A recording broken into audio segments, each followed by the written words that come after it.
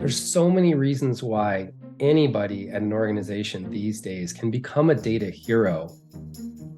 You don't need to be technical. You don't need to understand all of this stuff under the covers. That's primarily because the tooling has become so much more user-friendly. And the way that cloud, full cloud data stacks and tools can really help so much. That's the innovation that's happened. Welcome to What Gets Measured, a Ninja Cat podcast about marketing, performance management, metrics, and effectiveness. Because what gets measured gets managed. I'm your host, Jake Sanders. Aron Clymer is founder and CEO of Data Clymer, a next-gen data and analytics consulting firm that empowers every client's success by unlocking the value of data. Aron previously established and built the product intelligence team at Salesforce. Subsequently, Aron headed up the data team at Pop Sugar, where he democratized data and supported analytics science across the company. And he's here today to talk about data integration. Aron, welcome to the show. Wow, thank you, Jacob. It's great to be here.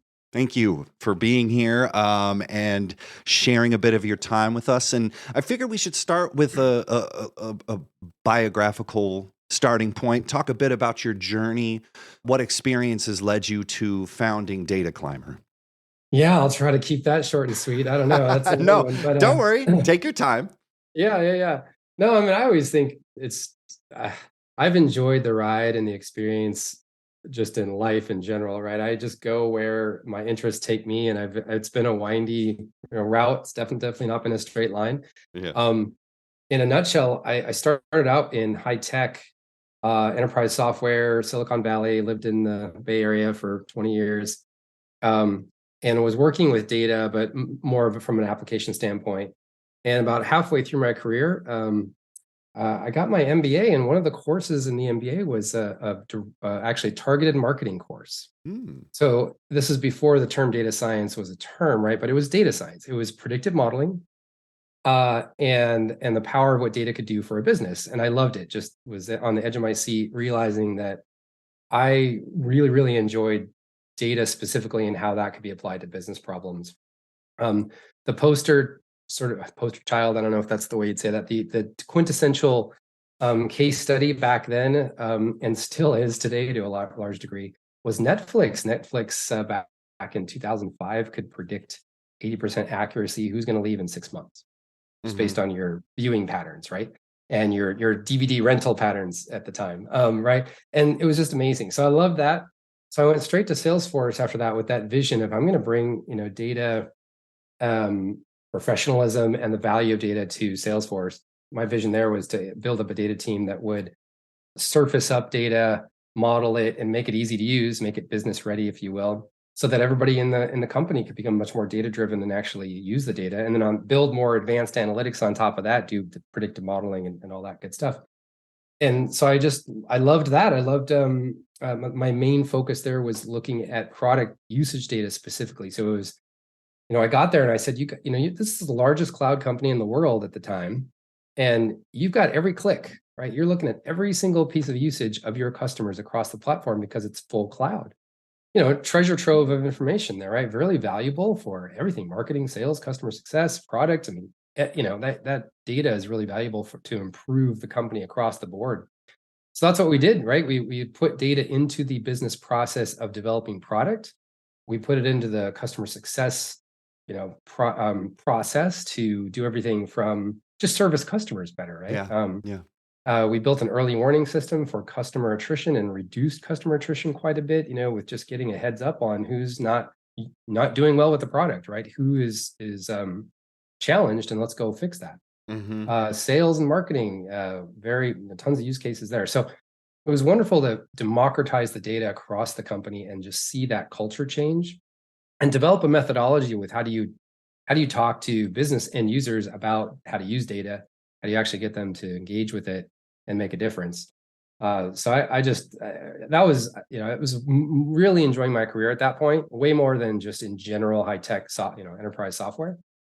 And so after about 10 years of that, as well as leading a data team at Pop Sugar, I looked back after 10 years and I thought, I've only really seen 2 data sets and 2 companies in 10 years. I want to see 50 or 100, or more. data use cases, across industries. So I needed to get into consulting to do that. So started Nice. my company called Data Climber. The URL was available. The name kind of worked. But the vision was a full stack data engineering team who could come into a client and really help them do data right the first time. Yeah. And take all this raw, horrible data, turning it into something that's business ready, analytics friendly, and actually get a large percentage of a company to use it. And so now we're 45 people across the country. And I was also a visionary. I created a mobile or a remote team first in 2017 before COVID. So our business model has not needed to change. That's um, fantastic. yeah, that's how I got here. Beautiful. Well, we're glad you're here. And when we were booking you, we interfaced, with the agency, and they mentioned data heroes, which I would imagine the data democratization and the people are the heroes. So I'm seeing this, but I'm curious to get your insights on what that means. Why is it important to have data heroes? And how do you help your clients create this level of engagement and advocacy around data? Because you're packaging it, you're taking that raw stuff, but how do you create heroes? Yeah, that's a great point. I love there's so many reasons why anybody at an organization these days can become a data hero. You don't need to be technical. You don't need to understand all of this stuff under the covers. That's primarily because the tooling has become so much more user friendly, and the way that cloud, full cloud data stacks and tools can really help so much. That's the innovation that's happened. 10 years ago, yeah, in most companies, you wanted to get an answer from data, you really needed to find a data engineer or a data professional, right, to get that data for you to help you manipulate it and then answer a question. Fast forward to today, anybody with just a little sense of curiosity, and willing to learn a few things can pretty quickly get the data they need and start answering the questions they have. But on top of that, you still need data professionals, right? It's not like it's just, you can do it on your own. But the fact that almost anybody can do that, they would need to definitely partner with some data people at some point to make this happen on a grand scale. But anyone in the company with a level of curiosity and understanding of how data could impact the business, their organization, their job, can make a lot more headway than they could 10 years ago, like a light years more headway. Right. And so do you think the hero mentality comes from that curiosity is just saying like, those use cases is like, you pointed out attrition or, product intelligence or something like that. Do you think curiosity is where the heroes come from? Well, it starts there, but then the reason that I think a person can really go on that hero's journey is again back to kind of the tools and the technology that's available to them. So these days there's so many great full cloud self-service business intelligence tools, for instance, that somebody can quickly get a whole data set, expose it to their whole team. If they're a champion of this early on, and they, especially if they understand the business questions being asked, the real business cases that they're trying to solve for, they can quickly educate their whole team on how to use a data set and find insights quickly. Again, because it's just easy to use. Just as an example, you're given a basic data set these days. I'll give you an example from that I have actually Yeah. of rolling out a data set across an entire organization to marketing, sales, product. One of the teams that we rolled data out to was like the least you would expect the least to be able to use the data necessarily, and that's the PR team. So the Mm. PR team was supposed to be generating stories every couple of days and getting them out there, for one of our clients, but they couldn't because they just didn't have the data and they didn't have a way to ask what was going on with their customers to get insights and get stories that they could publish. Once we gave them a data set in a self-service business intelligence tool, and with an hour of training, could teach them how to use a massive data set. There's only 20 or 30 fields that you need to understand to be able to ask almost any question about what's going on at their client base and surface for themselves stories that they could publish every day. So prior to that, they were publishing a story maybe twice a month. They had to request the data team to pull the data so they could, maybe analyze it in Excel. And now it was fully self-service and they were, forever being able to generate stories. So things like that, Wow. you can become a hero quickly by just giving them a little bit of training and a little bit of tooling, but mostly it's easy going once you get a clean data set in your hand. Yeah. And so, talking about that clean data, talking about data warehouse, cloud data warehouse, it just feels like sometimes these things are, interchangeable, but they do mean something specific. So, can you give us a definition of cloud data warehouse and how the cloud functions and malfunctions for not only marketing teams, but anybody at a brand that's looking to unearth those insights? Yeah, well, let's take a stab at that because again, that could be a 3-hour conversation. However, We there's have definitely time. some very, very interesting things there. So first of all, one thing to know that a lot of even data professionals don't actually know is what is the difference between a data warehouse and a database. Um, a data warehouse is specifically designed for analytics. So a database is designed to build an application on that's transactional. You read and write some data, you enter in your name and whatever profile, you make it, you buy something, a transaction, you log that in a database. A data warehouse is meant to take all of your data, could be billions of rows of data in a table, scan that really quickly and give you an answer, a sum, an average, a minimum, a maximum, do Right. calculations on that data. Right. So data warehouse is specifically designed to do analytics where you're saying, hey, what's our average sales price? Hey, what's the average response rate for this campaign, whatever Yeah. it is.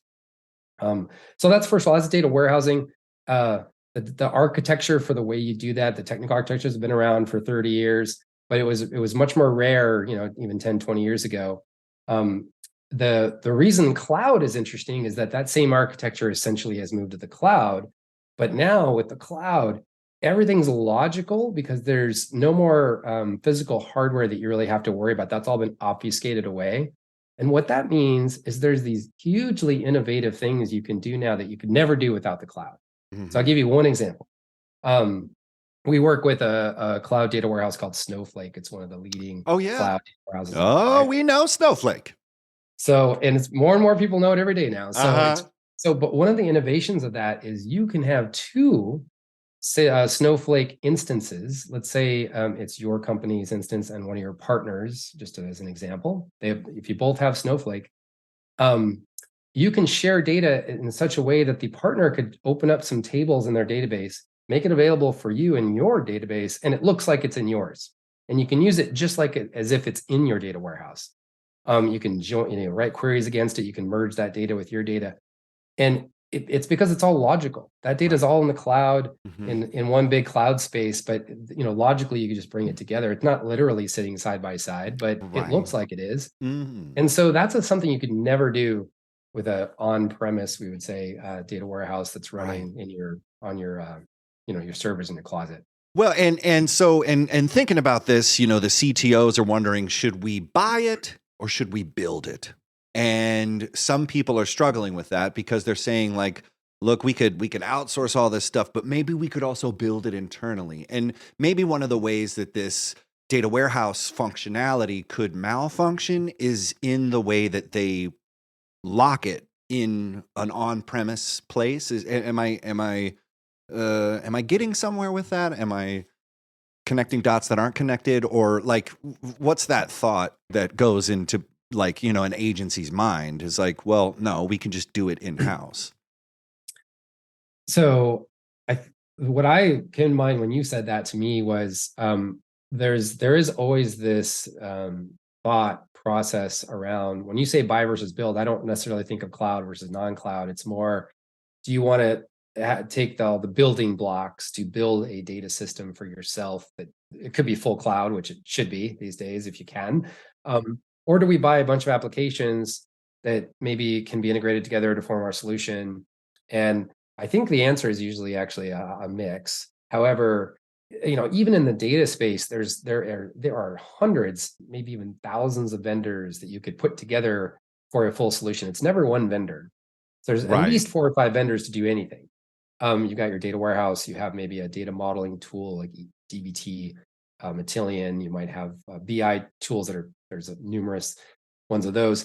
But so I think you always have to have some of that because there's always some sort of business question you have that a specific application can't answer. And you need to be able to be flexible and scale at the speed of your business and answer any questions. So I think you always need that custom data stack with a data warehouse.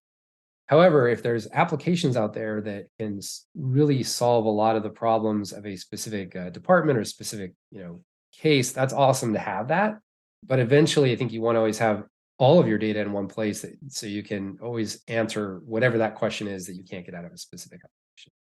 So it's a little bit of a hybrid. Yeah, no, and I think it always has it depends, because it's never as clear cut as there's the one fixed solution. You do need a single point of truth, but maybe the ways in which you get to that come from a couple different streams. So you have to kind of keep that dichotomy open in your mind. Great insight. So here's my question, specifically for marketing. And you said you're kind of in the back end, working your magic, but also you're interested in the application processes of your work. Data, as you showed, it isn't just for the marketing team, but I had a question of how better data management can help a sales team. I think especially for sales, this is interesting too. Getting a really rich picture of all of their prospects, right? It's sort of a prospect 360, if you will.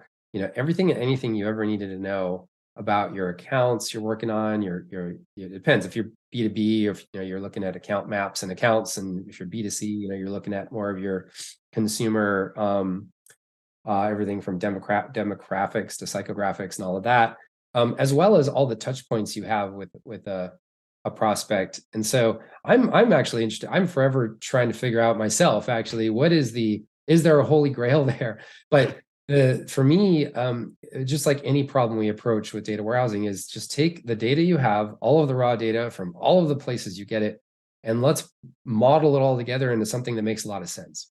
And there's actually an approach. There's different ways to model that data, but there's an approach we've been looking at a lot recently that I really like.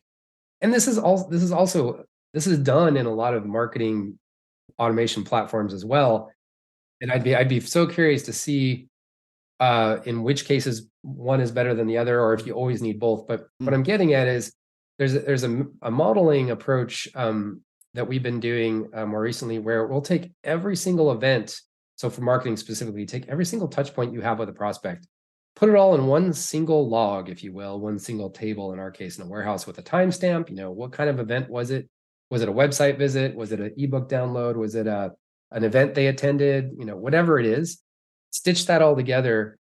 And you can imagine the sources of data for that there's 5, 10, 15, maybe different sources of data, right? If you're at a physical event, a conference, or whatever else, you're going to get data from that specific event, vendor. Your website obviously is a different data source, and all this stuff. You bring it together into one place, stitch it together. Now you have a full view of everything that's ever happened in the prospect journey, or your customer journey before they're a customer. Now that data can then, of course, be modeled even further or transformed into something that's easy to use and understand. But you get that full picture, and you can answer. There's actually ways for a non-technical marketer. We could give them a tool. They could go in to a data set like that once it's in there, and they could ask questions like, tell me the top 2 things that our prospects do before they buy, or what are the top 3 things they do before they do, this activity or this specific thing. And they can do that on their own. They don't have to have a data team or a data analyst to write that complicated query and get that sort of semi-complex, answer Right. back. Yeah. That's the kind of things I've seen self-service be really kind of amazing at answering these more complex questions that marketers have all the time. Because obviously, once you have an answer to that, then you can build all sorts of campaigns and all sorts of approaches to how you Yeah. use that. Yeah, well, and you're saying something really interesting, because a lot of marketers are stuck in their channels, and stuck in specifics, campaign metrics, channel analytics, and it's sort of a previous guest I had. I was asking her, like, what's the single metric you should be looking for, in regards to, like, figuring out those valuable insights on how your customers are potentially engaging or disengaging. And she was saying it's just like, what changed from here to there? and that was it. And I was like, well, I feel like I want more. But it really is so simple, because if you put all the things that happen in that single log, like you were saying, with a timestamp, and you stitch it together, you have this holistic view that then you can get more granular with. But I think most marketing teams are so granular. And I mean, does that make sense? Or, I mean, did I Yeah, just yeah. say what you just said in a different way? No, I mean, maybe an example would help. Like, I feel like if you're an email marketer at a larger organization, you're just looking at your email campaign metrics, and you're not necessarily looking at all the other interactions those people have with your brand, elsewhere. And it's hard because those are in different systems and they're different teams, and so it's hard if you even if you have the question, it's hard to maybe get the answer. It might take you days as opposed to minutes if all the data is not in one place. And it's kind of just goes back to general data warehousing best practices is you take the time and the extra effort to get your data business ready, and sort of 360 approach, like as much data as you can in one place. You put that extra effort in, now you can actually get a ton of value out of it because you can ask those questions that otherwise, never get answered because you don't have time. You might have some great questions. You're like, well, I can't answer that in the next 2 hours, so I'm just going to move on because I've got so many other things to do with my my job. Right, right. But you're getting to an insight, which I think is what that my previous guest was talking about, was behavior change over time. That's what you're looking for. Now, there could be a couple emails that they engage with. There could be a call. There could be all these other things. Event they attended. But if you don't have that zoomed out, full spectrum, 360, only that is only really possible with a data warehouse. Databases that fill in the data warehouse that you can then extract that information from. So, I mean, it like you're giving me kind of this. But before we were recording, we were talking about ROI of data. And some people are saying, well, what's the ROI of all this work we're doing? Going through all these conventions, cleaning things, getting it in the pipeline, extruding it, extracting it, understanding it, exchanging it. What's your answer for measuring the ROI of data management? Like where would you be able to find that other than hiring more data scientists to figure it out? Yeah, yeah. I always go back to it's always in the business. You're not going to measure the value of data directly. It's always going to be in the value of a business outcome that you use data for. So I managed data teams for a long time, right? And a lot of our clients, almost all of our clients, we are working with their data team or we are their data team. But there's always a data leader to some extent that we're working with. And invariably, this is the same when I was leading data teams too. People would say, what's the value of your team? What's the value you're providing to the company? And it was really hard because there's nothing we can measure internally that would give us the value. I had to go talk to my stakeholders. So let's say I was servicing product management. That's a little harder too, because it's like, well, what's the value of the product direction that you're helping them with? But we could always come up with a few stories. It takes time and effort, but you go talk to them, you come up with an understanding of ROI. At Salesforce, we had a couple brand new products that were developed specifically because of an analysis we did. We could definitely point to those. We could then look at the revenue generated by those products, and we can talk about the value we had on the company. Right. I've had other clients who will go, again, they don't usually have the answer right away. It's like, oh, yeah, I do have to go talk to my stakeholders and figure this out. And let's take a couple of weeks. And they'll come back to me. One of them came back to me last time I asked them and said, oh, I talked to our inventory management team, and they had said they just saved $2 million last quarter because they would use data to understand which inventory was going stale and making sure that they were selling it in time, essentially, right? And other things like Wow. that. So you just have to go figure out what is the business use case that was solved for. And there's always some that have an ROI, and you can point to those directly. Genius. What a great answer. And so this sort of pivots into the next question, which is some stories. Do you have any stories about integrating data silos and working with people to get that raw data and get those real insights that have fairy tale endings? And then conversely, do you have any horror stories of data management gone crazy? Oh, good question. Yeah, I have some, the fairy tales have actually been, well, there are a lot of them, of course, but one that comes to mind is one of the verticals that Data Climbers in is Major League Sports. So we happen to work with a lot of NFL, MLB, NHL across the board teams. Early on, actually, when my fourth client, I think, was the San Francisco Giants, and Okay. and yeah, it was, and they had the same problem that every organization on the planet has: data silos. In that case, they didn't really have a data warehouse, so it was very hard to piece together data when they wanted to do an analysis. It would take days, not hours. It Right. was in Excel. It was manually cobbling together data sets to answer a question. Um, and there was simple stuff, right? Like when we ran a campaign through Costco to sell tickets packages, and we got to wait for Costco to give us a data feed. But when we do, it takes us a while to figure out what are net new fans that we generated from that campaign versus existing fans, and just some simple questions like that. But it would take a long time to answer those.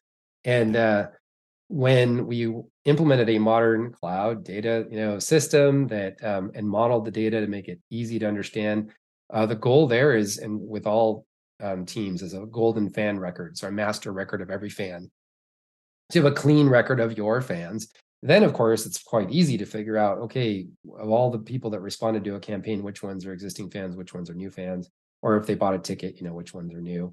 And then appropriately market, of course, to the different segments and so forth. But you can imagine everything you do in marketing with a dirty data set, real yields like dirty results. So Yep. a clean data set. And so these teams have just been so happy with their new data system and a new data set that they can action on, engage fans, activate fans across the board, in and out of the stadium, all that stuff.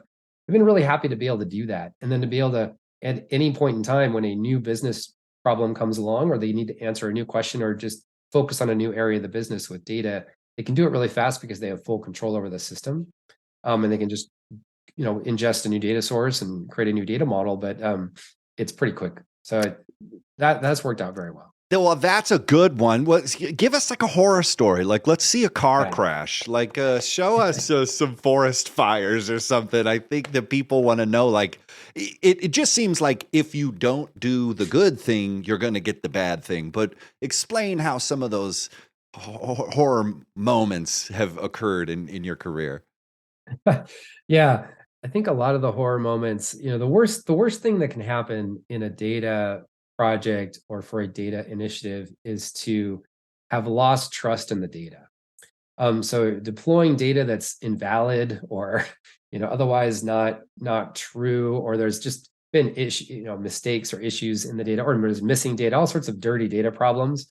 But not trusting data can really sink an entire project. As you can imagine, losing trust in anything, in anybody, any organization, really hard to get that back once you've lost it, right? It's the same with data. You roll out a big data system, and people are trying to generate insights, and they're realizing they're using data that's not giving them the right answer because the data is not correct. That's when things can sink horribly. And I've seen that at a couple large enterprises where um uh trying to think. I mean, definitely small mistakes can lead to big problems. So even Mm-hmm. measuring, the definition of a KPI, if that's not measured correctly and you don't know it for a few months, that's a huge problem. Even if it's a small, maybe you're off by 10, 20%, but 10, 20% can make all the difference in the world. So catching those kind of things, I've seen those go awry because they weren't tested appropriately. The right amount of trusted process in the data development wasn't put in place. There weren't the right checks and balances. There weren't enough alerts and all sorts of alarm bells going off when something went wrong.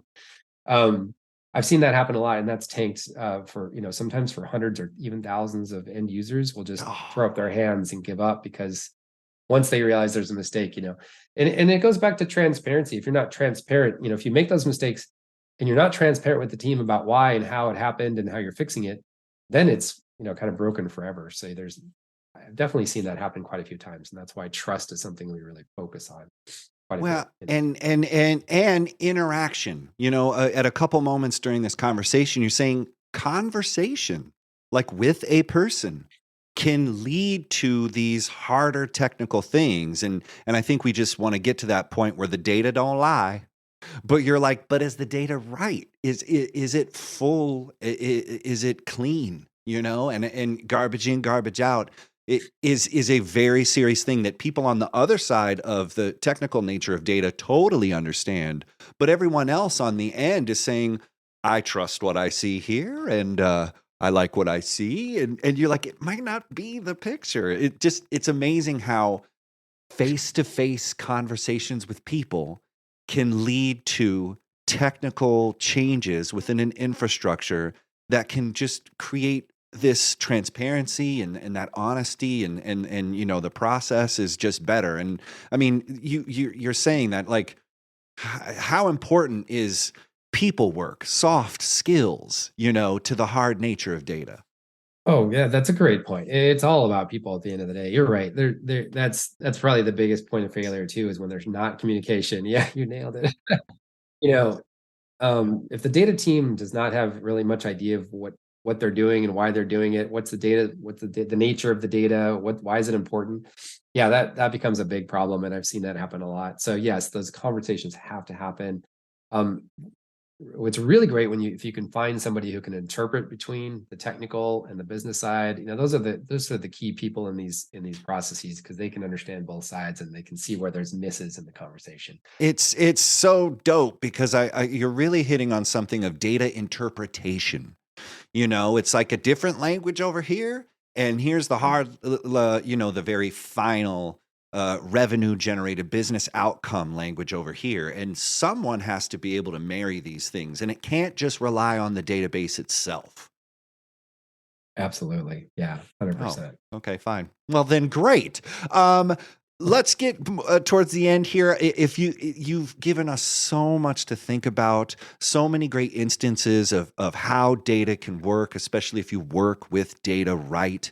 If you had to condense all of this down into a nice béarnaise sauce upon which you could plate for the audience, what would your one piece of advice for the audience be around data management? I'd say it's again, take the time and effort, a little bit longer term thinking to make data business ready, and at the same time make the business data ready. Quote bomb. You're amazing, Aron. I'm so glad we got a chance to talk to you. How can people learn more about you and connect online? It's all on our website, dataclymer.com. That's spelled Clymer. That's my last name. Again, the URL was available and the domain worked. So I took it when I could. And we have lots of analogies of climbing up your mountain of data that is also very apropos. But dataclymer.com, you can contact me directly there. There's a contact form, we have a chat, everything else. Cheese or chocolate?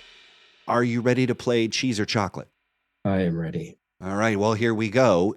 Cheese or chocolate? Chocolate. Duh. Oh, okay. Whoa. I need a full spectrum 360 view of why you like chocolate. No, I don't. Too judgmental. No one else needs that. And if you're lactose intolerant, that question just makes you mad. But we move on. Darth Vader or Kylo Ren? Darth Vader. I know, old school. Like, what's going on? Kylo Ren's so moody.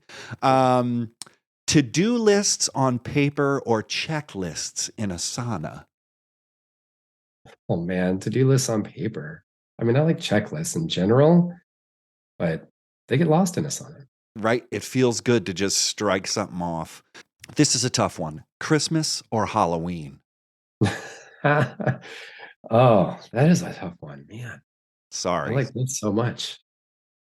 I guess I'll go for Halloween. It's really fun. All right. Ability to fly or invisibility? Fly, for sure. Always wanted to fly. Yeah, that's kind of an easy. And then finally, this is probably the most difficult one. Beatles or Rolling Stones? Oh, Beatles. So classic. Such great music. Excellent. And I won't say that that's the right answer, but that's the right answer. There are no right answers. Oh, now you say that.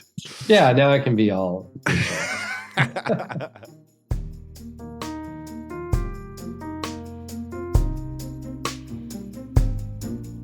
What Gets Measured is a Ninja Cat podcast. Please rate and review the show wherever you find your podcasts. Share this episode on social, and visit us on the web at ninjacat.io.